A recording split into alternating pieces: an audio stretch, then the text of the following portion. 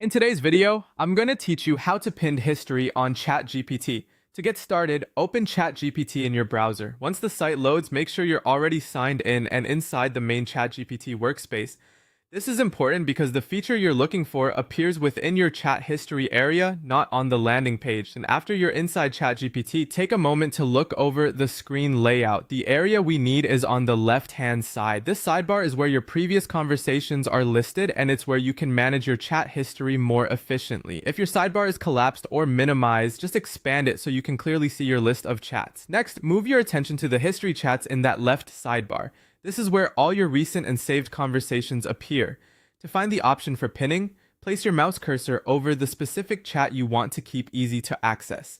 You don't need to open the conversation first, just hover over it in the list. As you hover over the chat, you'll notice that additional controls become visible. One of those is a pushpin icon that appears next to each chat. That icon is what allows you to pin a conversation. This can be really useful if you have an important chat you return to often, such as a project discussion, a writing draft, or a conversation you don't want to lose in a long history list. Once you see the pushpin icon, click on it. That's the action that pins the chat. Be sure to click the pin next to the correct conversation, especially if you have several chats with similar titles. After you click it, you should notice that the chat is now marked as pinned.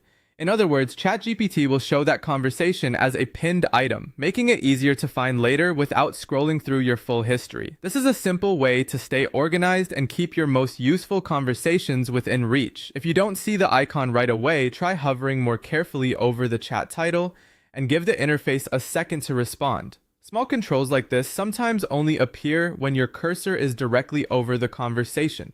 And that's all there is to it. You go to ChatGPT, head to the left-hand chat history, hover over the conversation you want, click the pushpin icon, and confirm that it shows as pinned. That's how to pin history on ChatGPT quickly and easily.